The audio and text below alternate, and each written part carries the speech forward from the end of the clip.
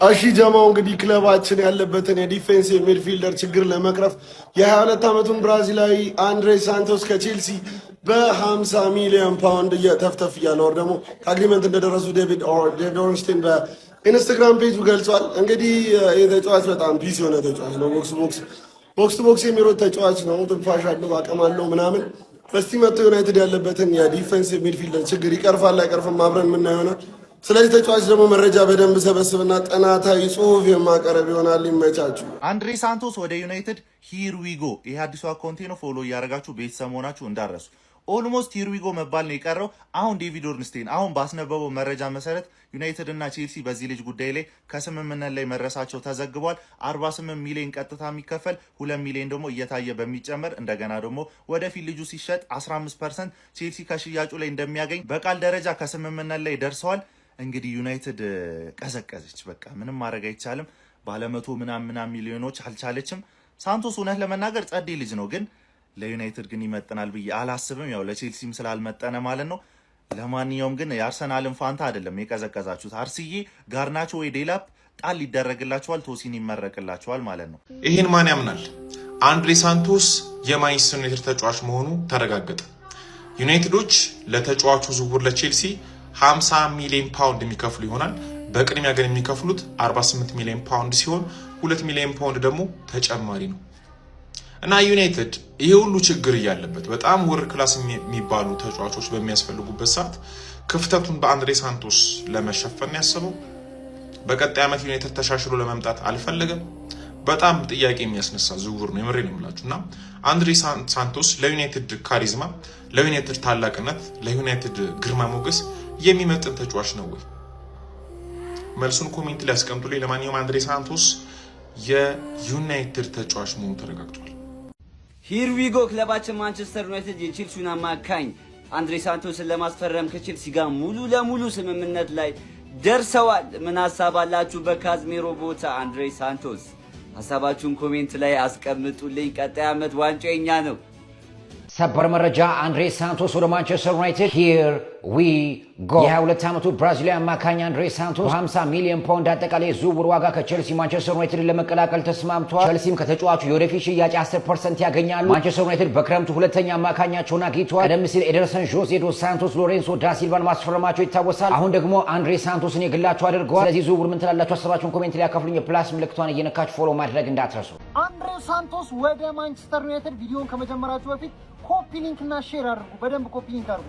የሁላችሁ ቼልሲዎች 50 ሚሊዮን ፓውንድ ይፈልጋሉና ድርድሩ አሪፍ ደረጃ ላይ ደርሷል እየተባለ ነው።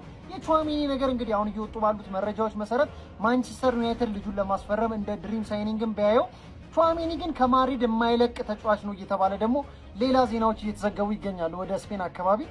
እንግዲህ ምን እንደሚፈጠር አብረን የምናየው ይሆናል። ግን ማንቸስተር ዩናይትድ አንድሬ ሳንቶስን ለማስፈረም እጅጉኑ ተቃርቧል እየተባለ ነው። አስገራሚ መረጃ ደግሞ ማርከስ ራሽፎርድ ወደ ማንቸስተር ዩናይትድ እንደሚመለስና ድርድሮች የላቀ ደረጃ ላይ እንደደረሱ እየተነገረ ነው የሚገኘው። ከዓለም ዋንጫ በኋላ ማንቸስተር ዩናይትድን ስኳድ የሚቀላቀል ይሆናል እየተባለ እየተገለጸ ነው። በእነዚህ ሁሉ ዝውውሮችና ማንቸስተር ዩናይትድ ባሰባቸው ዝውውሮች ላይ ምን ታስባላችሁ? ኮመንት ሴክሽን ላይ ጻፉልኝ። ኮፒ ሊንክ ሼር ማድረግ እንዳይረሳም። ፎሎ እያደረጋችሁ ፔስ። ሰበር መረጃ ክለባችን ማንቸስተር ዩናይትድ ከቼልሲ ጋር በአንድሬ ሳንቶስ ጉዳይ ሙሉ በሙሉ ከስምምነት ደርሰዋል። ዴቪድ ኦርንስቴን ነው ያለን ማለት ነው።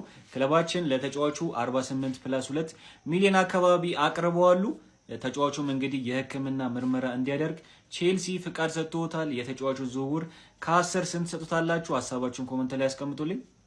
ሰበር ዜና ለማንቸስተር ዩናይትድ ደጋፊዎች አንድሬ ሳንቶስን ከቼልሲ ለማስፈረም ማንቸስተር ዩናይትዶች ሙሉ ለሙሉ ተስማምተዋል። ዝውውሩም ሂር ዊ ጎ ተብሏል። ማንቸስተር ዩናይትዶችም ተጫዋቹን በአጠቃላይ በ50 ሚሊዮን ፓውንድ የግላቸው ማድረግ እንደቻሉ የዴቪድ ኦርንስቲን መረጃ አሳይቷል። ተጫዋቹን በግሉ ከማንቸስተር ዩናይትድ ጋር ከስምምነት እንደደረሰና ሜዲካልም እንዲያደርግ ከቼልሲ ፈቃድ እንደተሰጠው ዴቪድ ኦርንስቲን ጨምሮ ዘግቧል። ተጫዋቹም እንግዲህ በቅርቡ ኮንትራቱን የሚፈርም ይሆናል። ማንቸስተር ዩናይትድም የክረምት የዝውውር መስኮት ሁለተኛ ፈራሚያቸውን ያገኙ ይመስላል። የማንቸስተር ዩናይትድ ደጋፊዎች በዚህ ዝውውር ላይ ምን ትላላችሁ? ሀሳባችሁን ኮሜንት ሴክሽን ላይ አስቀምጡ። ማን ዩናይትዳውያን ለማንኛውም አንድሬ ሳንቶስ የዩናይትድ ተጫዋች ይሆናል። አሁን ዴቪድ ኦርንስታይን ይዞት በወጣው መረጃ መሰረት በ48 ሚሊዮን ፓውንድ ዩናይትድ ከቼልሲ አንድሬ ሳንቶስን ለማስፈረም ተስማምቷል። 2 ሚሊዮን ፓውንድ እንዲሁ በቀላሉ ሊፈጸሙ የሚችሉ አድ ኦንሶች አሉት።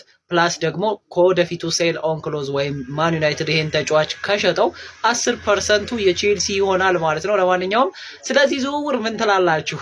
አሁን ቼልሲ ወንድሙ ዩናይትድ ላይ ጨክኖበት ይሆን ወይስ ይሳካለታል አንድሬ ሳንቶስ? ሀሳባችሁን ኮሜንት ሴክሽን ላይ ይመቻችሁ።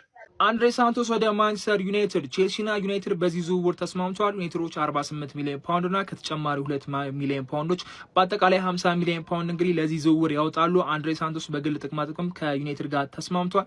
ቼልሲ ምርመራ እንዲያደርግ እንግዲህ ፈቃዳቸውን ሰጥተውታል። ይህ ዝውውር እንግዲህ ሁለተኛ ብራዚላዊ ተጫዋች እንግዲህ በዩናይትድ ማሊያ በዚህኛው የክረምት ዝውውር እንግዲህ በመሀል ሜዳው ተመልክተናል። ኤደርሰን ቀደም ብሎ እንግዲህ ሂድዊግ የተባለ ዝውውር ነው። የሕክምና ምርመራውን እሱ የሚያደርጋል ተብሎ ይጠበቃል።